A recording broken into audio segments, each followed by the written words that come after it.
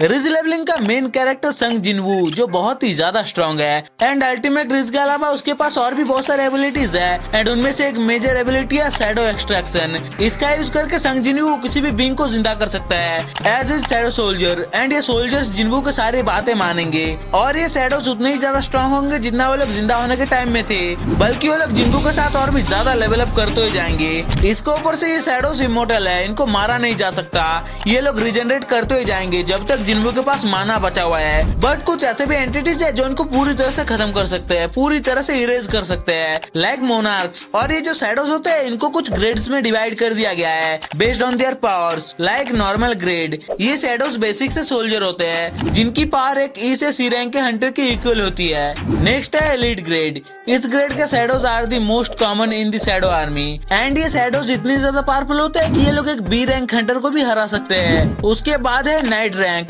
इस रैंक के शैडोज को अपना शैडो मोनार्क नाम भी दे सकता है एंड ये शैडोज भी बहुत ही ज्यादा स्ट्रॉन्ग होते हैं। ये शैडोज इजीली एक के रैंक हंटर को भी हरा सकते हैं। उसके बाद है elite knight grade. Shadows of this grade are most powerful in the shadow army.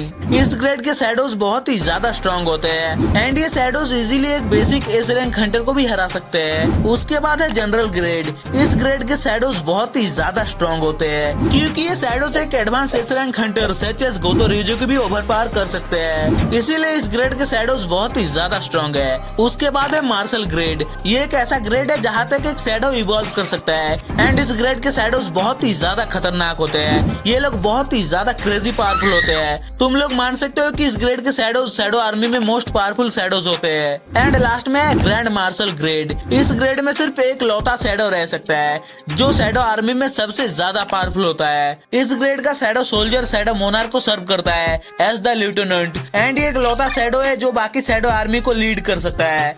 अब हम लोग बात कर लेते हैं जिनवू के 13 स्ट्रॉन्गेस्ट शैडोज के बारे में। 13 पोजीशन में काइसेल। डीमन कैसल के लास्ट फ्लोर में जिनवू ने फाइट किया था डीमन किंग बैरन एंड काइसिलियन के साथ एंड उन दोनों को जिनवू ने हरा दिया था। तो अब जिनवू बैरन के शैडो को एक्सट्रैक्ट नहीं कर पाया था बट जिनवू ने एक्सट्रैक्ट कर लिया था काइसिलियन के शैडो को। उसके बाद उसका नाम जिनवू ने दिया था काइसेल। इसे देख के तब लग रहा था कि ये बहुत ही ज्यादा ओवरपावर्ड मैजेस्टिक ड्रैगन है, बट हम लोगों ने सोलो लेवलिंग के एंटायर सीरीज में इसको ज्यादातर फाइट करते हुए नहीं देखा है। जिनवू इसे फाइट करने के लिए बुलाता ही नहीं है, इसको ज्यादातर जिनवू यूज करता है उड़ के कहीं तो जाने के लिए, इसलिए हमें काइसेल के ट्रू स्ट्रेंथ के बारे में अभी भी पता नहीं है। बट ये बहुत ही ज्यादा स्ट्रॉन्ग है एंड ये बहुत ही ज्यादा फास्ट फ्लाई कर सकता है, इसीलिए जिनवू इसका यूज करता है फाइट के दौरान। एंड काइसेल एक नाइट ग्रेड का शैडो है तो ये एक ए रैंक हंटर से भी ज्यादा पावरफुल है। उसके बाद 12 नंबर पे है टैंक। ये भी एक नाइट ग्रेड का ही शैडो है। जब हम लोगों ने जिनवू को एक रेड गेट में एंटर करते हुए देखा था जो बहुत ही ज्यादा अनफॉर्चुनेट था, जिनवू को इसके बारे में पता नहीं था, तो अब जिनवू ने फ्रोजन एरिया में आइस बियर के अगेंस्ट फाइट किया था। उसके बाद जिनवू ने उनके लीडर अल्फा आइस बियर को हरा दिया था एंड उसके शैडो को एक्सट्रैक्ट कर लिया था एंड बाद में जाके उसका नाम पड़ा था टैंक। उसकी फिजिकल बॉडी बहुत ही ज्यादा जाइगेंटिक थी एंड उसे देखने में लगता भी है कि वो बहुत ही ज्यादा फिजिकली स्ट्रॉन्ग है। और हाँ, स्टार्टिंग में हम लोगों ने जब टैंक को देखा था तब टैंक एक एलिट ग्रेड का शैडो था। उसके बाद जिनवू के साथ टैंक भी लेवल अप करता है एंड आगे जाके वो बनता है नाइट ग्रेड का एक शैडो। और यहाँ पे तुम लोग मान सकते हो कि टैंक एक ए रैंक हंटर से भी ज्यादा पावरफुल है। उसके बाद 11th पोजीशन में जीमा। जब जिनवू ने नाइट्स गिल्ड के साथ कोलैब किया था तब जिनवू ने एक high end A rank gate के अंदर एंटर किया था एंड उस गेट का बॉस था बॉस नागा। इसका नाम ही है बॉस नागा जो एक ह्यूमनाइड सांप है, मतलब इसकी आधी बॉडी ह्यूमन की तरफ एंड आधी बॉडी एक सांप की तरफ। एंड बॉस नागा को हराने के बाद जिनवू ने इसका नाम दिया था जीमा। और बॉस नागा बहुत ही ज्यादा स्ट्रॉन्ग था, इसलिए उसका शैडो जीमा भी बहुत ही ज्यादा स्ट्रॉन्ग है जो स्टार्टिंग से ही एलिट नाइट ग्रेड में था।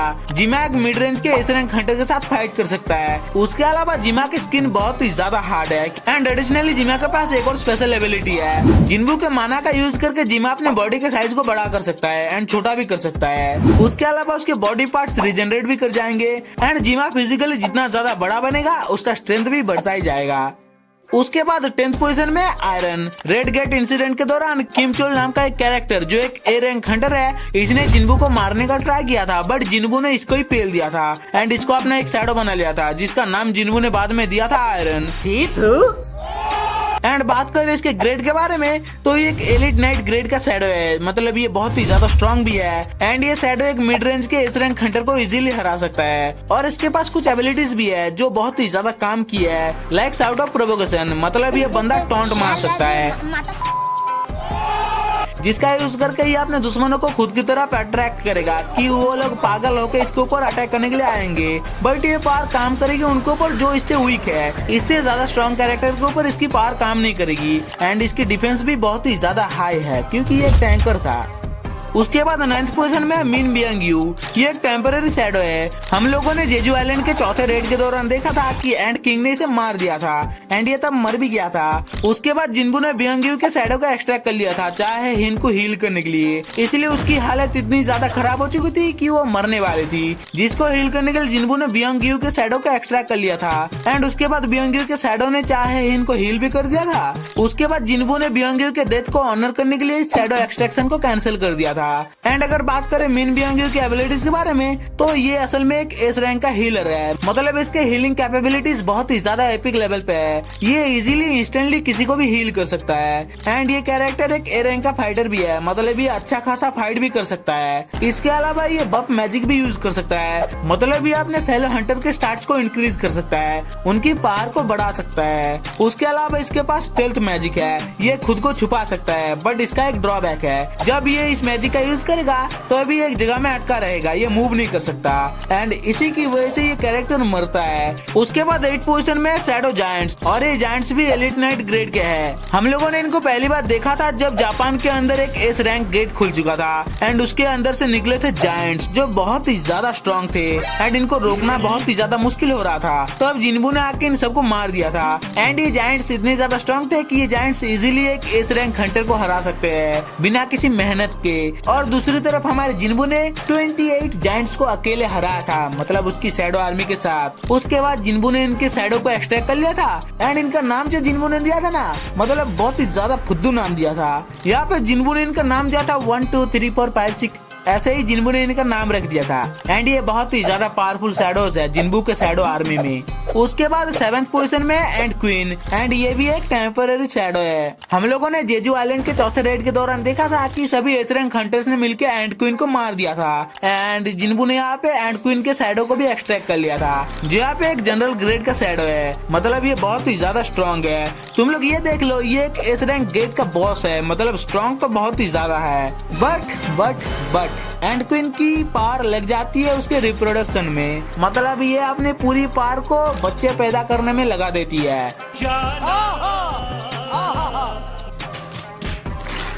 उसके बाद 6th पोजीशन में ग्रीड हुआंग डोंगसू, जो एक एस रैंक का हंटर है जिसके भाई को जिन्बू ने मार दिया था। एंड उसी का बदला हुआंग डोंगसू जिन्बू से लेना चाह रहा था। उसके बाद हुआंग डोंगसू ने जिन्बू से बदला लेने के लिए जिन्हो को टॉर्चर कर दिया था, जिसे देख के जिन्बू यहाँ पे बहुत ही ज्यादा रेज में था एंड उसने यहाँ पे हुआंग डोंगसू को मार दिया था। उसके बाद हुआंग डोंगसू के शैडो को एक्सट्रैक्ट करके जिन्बू ने उसका नाम दिया था ग्रीड, जो एक जनरल ग्रेड का शैडो है। मतलब बहुत ही ज्यादा स्ट्रॉन्ग है क्योंकि ये कैरेक्टर एक एस रैंक का हंटर था जिसका शैडो स्ट्रॉन्ग तो बनेगा ही, है ना। इस बात को तुम लोग इससे अंदाजा लगा सकते हो, जब आइस मोनार्क ने अपने आइस प्रिजन से सभी शैडोज को कैप्चर कर लिया था तो अब ग्रीड अपनी छाती को फ्लेक्स करते हुए वहां से बाहर निकल चुका था।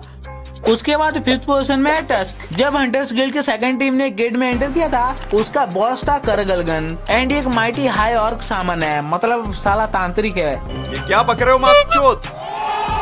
जिसके expertise was in the field of magic. मतलब मैजिक बढ़िया यूज कर सकता है। और जब इसने हंटर गिल्ड के सेकंड टीम के लीडर को बहुत ही ज्यादा कूटा था, तब जिन्बू ने उसकी हेल्प किया था एंड उसे बोला था कि मैं क्या इन सबको पेल दूं। एंड उसने जिन्बू से हेल्प मांगा था। जिन्बू ने सभी हाई ऑर्क्स को पेल दिया था एंड उनके लीडर को भी पेल दिया था, जो यहाँ पे बहुत ही ज्यादा बढ़िया मैजिक यूज कर सकता है। उसके बाद उसके शैडो को एक्सट्रैक्ट करके उसका नाम दिया था टस्क। ये शैडो स्टार्टिंग में एलिट नाइट ग्रेड में था, उसके बाद ये जनरल ग्रेड तक पहुंच जाता है, जो हमें दिखाती है कि इसने कितना ज्यादा मैजिकल पावर गेन किया है। उसके अलावा जिन्बू ने टस्क को और पावर वेपराइज दिया था, जो तुम्हारे मैजिक को डबल कर देता है, मतलब 100% इंक्रीज कर देता है, जिसकी वजह से टस्क की पावर और भी ज्यादा बढ़ जाती है, मैजिकल पावर, जो यहाँ पे जिन्बू के फाइट्स में बहुत ही ज्यादा हेल्प करती है। एंड तुम लोग ये मान सकते हो कि पूरी सीरीज में ये वन ऑफ द स्ट्रॉन्गेस्ट मेज है, जो यहाँ पे इसे one of the most versatile and powerful shadow बना देती है जिन्बू के शैडो आर्मी में।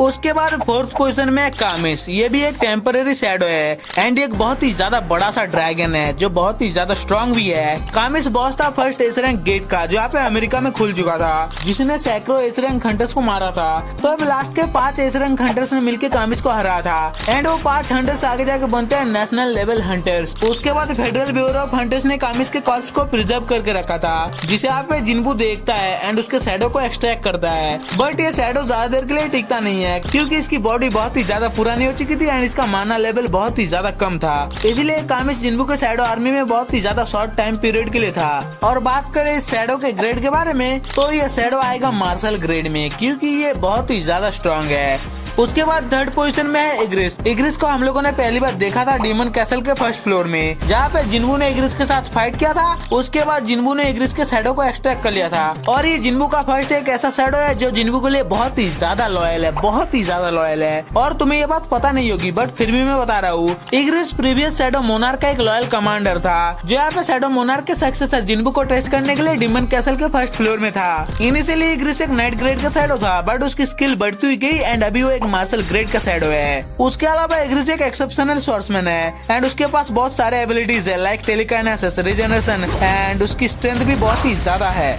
उसके बाद हम लोगों ने मोनार्क वॉर आर्क में इग्रिस के सील को टूटते हुए देखा था। हैं? ये क्या बक रहे हो माचोद?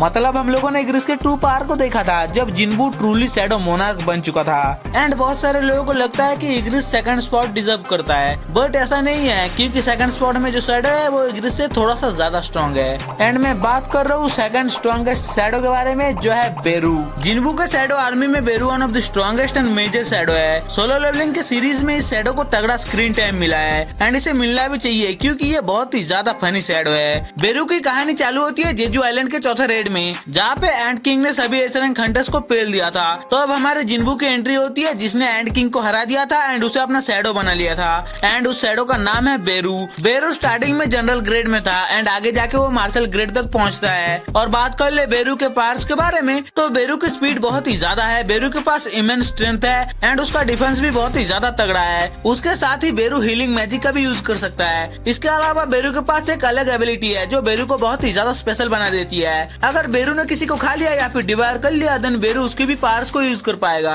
उसके अलावा एक क्रिएचर होने की वजह से बेरू के सेंसेस बहुत ही ज्यादा हाई लेवल पे है बट ये सबसे ज्यादा स्ट्रॉन्गेस्ट शैडो नहीं है जिन्बू के शैडो आर्मी में, ये सेकंड स्ट्रॉन्गेस्ट है एंड जो स्ट्रॉन्गेस्ट है उसका नाम है बेलियन। एंड बेलियन प्रीवियस शैडो मोनार्क कैसबोन का पहला शैडो था जो यहाँ पे फाइनल बैटल आर्क के दौरान जिन्बू के आर्मी को ज्वाइन करता है। और इसके आने से पहले मार्शल ग्रेड सबसे ज्यादा हाईएस्ट ग्रेड था बट इसके आने के बाद सबसे ज्यादा हाईएस्ट ग्रेड है ग्रैंड मार्शल ग्रेड। एंड बेलियन एक लौता कैरेक्टर है जिसको ये ग्रेड मिली है और बेलियन इतना ज्यादा स्ट्रॉन्ग है कि बेलियन एक मोनार्क को भी हरा सकता है एक्सेप्ट दिस गाय, ये अलग ही माल है। उसके अलावा बेलियन ने बहुत ही ज्यादा इजीली बेरू को हरा कर रखा है जिसने बेलियन को चैलेंज किया था ग्रैंड मार्शल ग्रेड के लिए, जिससे हमें अंदाजा लग चुका है कि बेलियन कितना ज्यादा स्ट्रॉन्ग है। मतलब बेलियन एक परफेक्ट शैडो है, बेलियन के पास सब कुछ है, उसकी strength, speed, expertise in weapons, leadership सब कुछ एकदम टॉप लेवल का है जो बेलियन को जिन्बू के शैडो आर्मी में स्ट्रॉन्गेस्ट शैडो बना देती है। अब तुम लोग कमेंट्स में बताओ कि ये वीडियो तुम्हें कैसा लगा एंड इस वीडियो को लाइक करो, सब्सक्राइब कर लो ऐसे वीडियोस देखने के लिए। एंड मैंने अपने सेकंड चैनल में फर्स्ट वीडियो अपलोड कर लिया है तो उसे जाकर प्लीज देख लो और हम लोग मिलते हैं किसी और वीडियो में। Till then good bye, sayonara.